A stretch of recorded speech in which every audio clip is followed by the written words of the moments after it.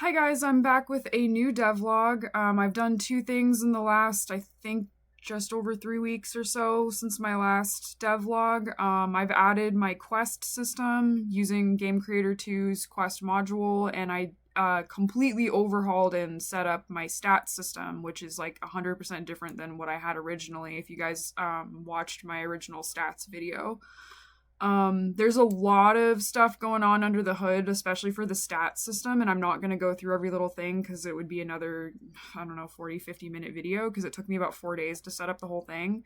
So I'm going to kind of go over basically how I set it up, and then if you guys want more information, just ask and I'll maybe make a separate video like I did with my inventory system, showcasing more in depth. Not really like probably tutorial level because that still would be probably over an hour if I did a straight up tutorial for it.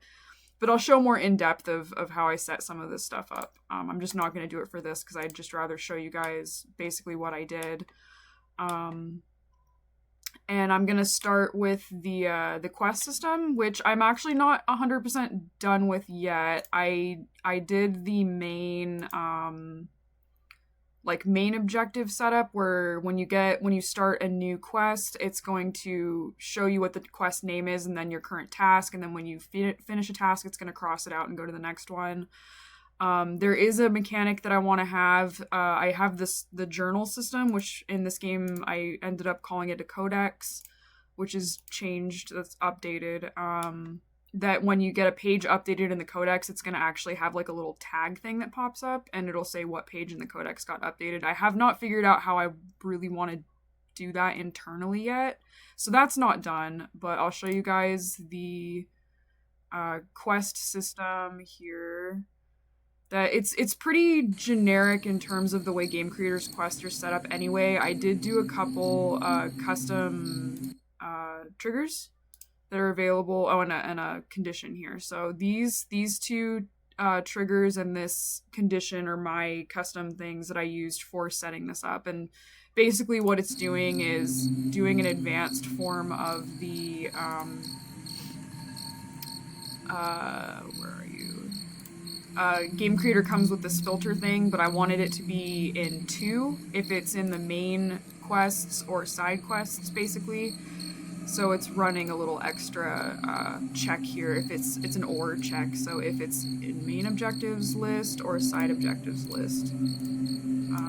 Again, hopefully you guys know how the quests module work for that to make sense. So I'm going to go ahead and start this. This is like the first quest in the game, so the effect is done using Unity UI extensions, which is a free download you can find on GitHub, and it does 2D particle effects, which is really cool. So they're canvas level particle effects,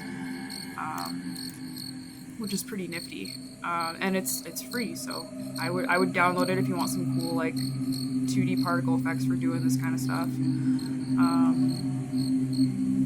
And that was basically all I did. What I had for in progress, the notice system is basically just like a little tab that unfurls here. Oh, why is it not popping up? That's weird. Oh, because it's... So basically it's going to have... I forgot that it was playing. It unfurls, and then in the future I'm going to have it say which page updated, but I haven't determined how exactly I want that to actually work internally. And then the major thing that I did was the stat system. Originally I had this set up, this is a horror RPG, so I had it set up as kind of a Skyrim type thing. You guys can see I overhauled the UI for the journal / it's called a codex now. Originally I had stat bars for each stat, and every time you would use them, the stat would get experience and like level up all by themselves.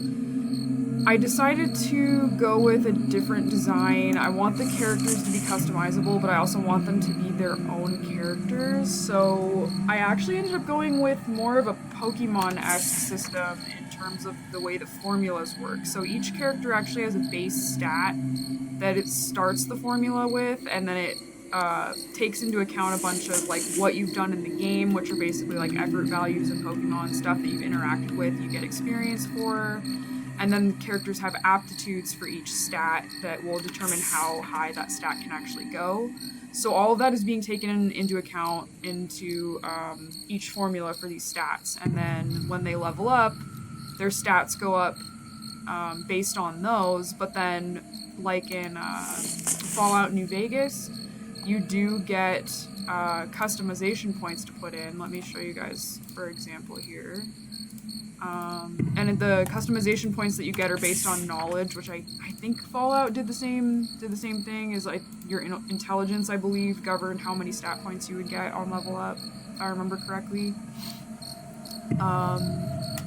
So the stat system is completely overhauled, and I'm happy with it so far. I might change it. I might change the formulas in the future. We'll see.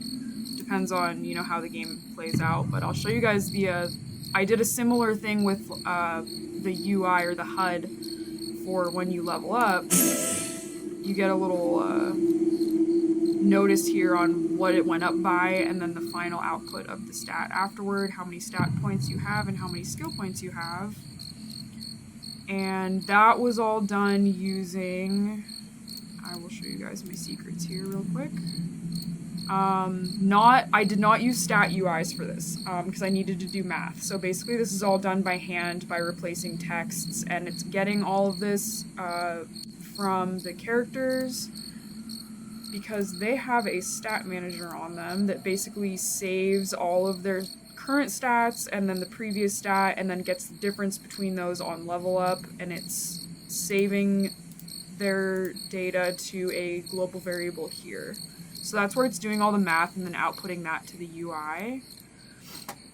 I'm also going to show you guys that this works with not just leveling up, but if you, in my game, you can level up, or you can stat up individual stats separately. So instead of having the entire level up thingy pop up, if just one of your stats goes up for whatever reason, if you use a ether crystal to raise your aptitude, etc., it's going to give you this little notice that just one stat went up, and it has the same functions basically as the level up system. And then this also works for multiple characters. So like if two characters level up at the same time, which is likely, especially in the beginning,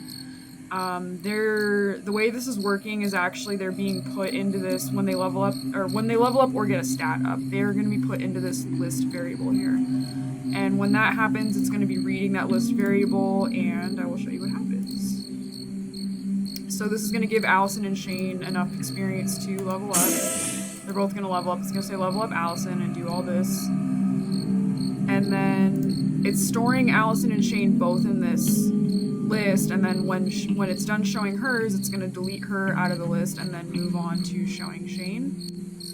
And this is all done using my my little updates thingy here is and their stats manager.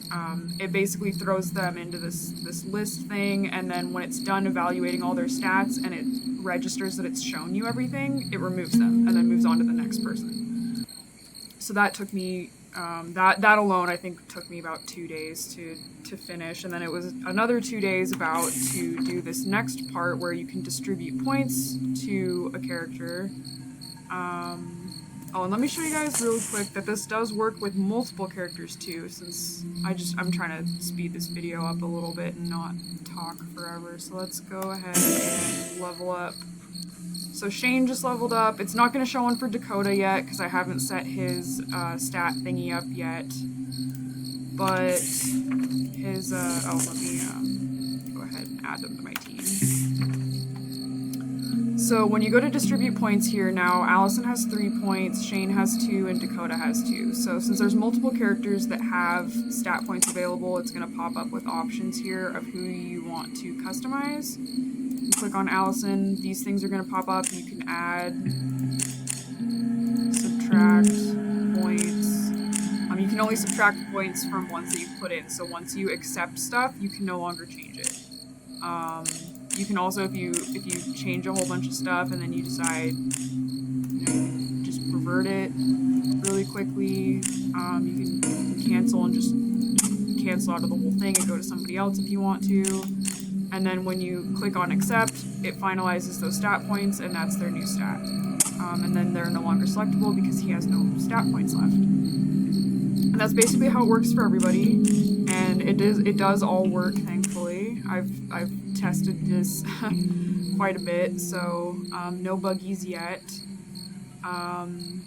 I may add some details in the future, like on hover, I might add some little like tooltips or something. I'm not sure if that's really important or not. We'll see. I'm mostly just worried about getting everything working so I can get out a demo of this game. But yeah, so the HUD thing took about 2 days, and the stat distribution thing took about 2 days. And then there might have been 5 days in total, because I think it took me a day, maybe a day and a half, to do the formulas and everything. Each of the stats have, I'll show you guys this really quick. Each of the stats have like a base stat and then their aptitude for it. The customization points is CP, so those are just what the player puts into that character to raise their stats, and then the effort values, or environmental values in my case, are what they interact with in the game to raise their stats. So all of these come into play in the formula and then output a final value for that stat. And they did update this in some of the newer Pokemon games, but unlike the older Pokemon games where the IVs are not changeable, in this case it's the character's aptitude, and it can be from 1 to 10. Those will actually be raisable in the game. So will their base stats, but that's going to be a little bit more uncommon. So all of them are basically customizable, except they're all going to be fairly...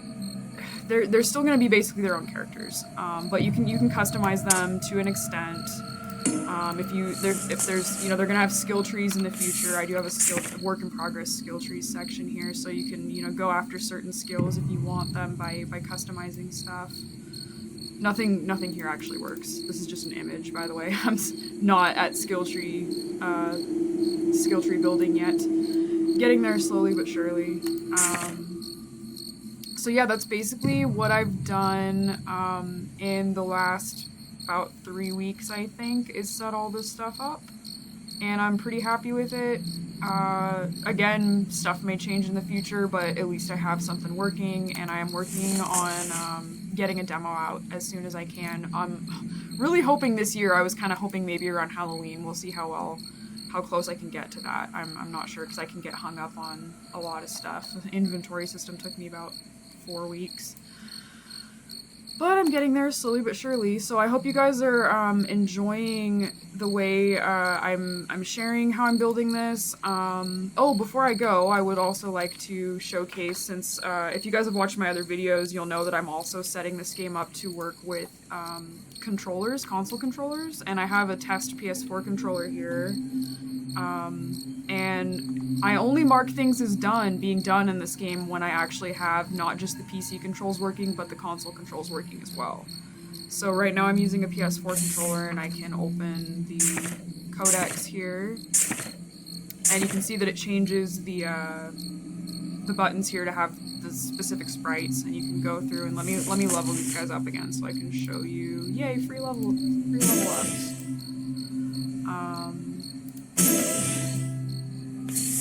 So I can go in here and choose a character to distribute, and then you can select a stat here using the D-pad,